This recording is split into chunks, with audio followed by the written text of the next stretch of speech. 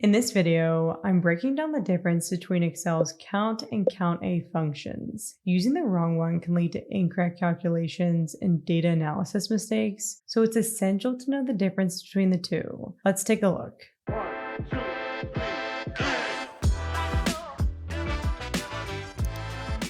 Let's jump right into it with a practical example. Here we have a data table with employee information, and we need to count the different types of data. This is where understanding count versus COUNTA becomes critical. First, let's look at the count function. Count only counts the cells containing numbers and ignores cells that contain text, symbols, and any other non-numerical data. So when I enter the count function and select column B, it returns 2 because there are only 2 numerical values in this range. Now watch what happens when we use COUNTA. The COUNTA function counts any cell containing a value and ignores blank cells. So when I enter COUNTA and select the same range, it returns 6 because there are 6 cells that contain any kind of value. Numbers, text, symbols, you name it. Here's an easy way to remember the difference.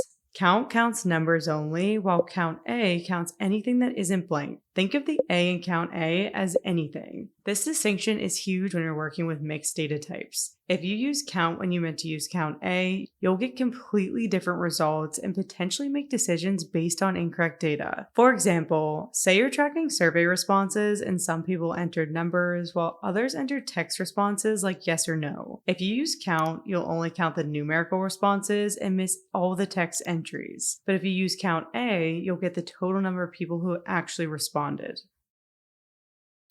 Now you know exactly when to use count versus COUNTA, which will help you avoid those frustrating calculation errors in your spreadsheets. If you found this video helpful, make sure to subscribe to our channel for more Excel tips.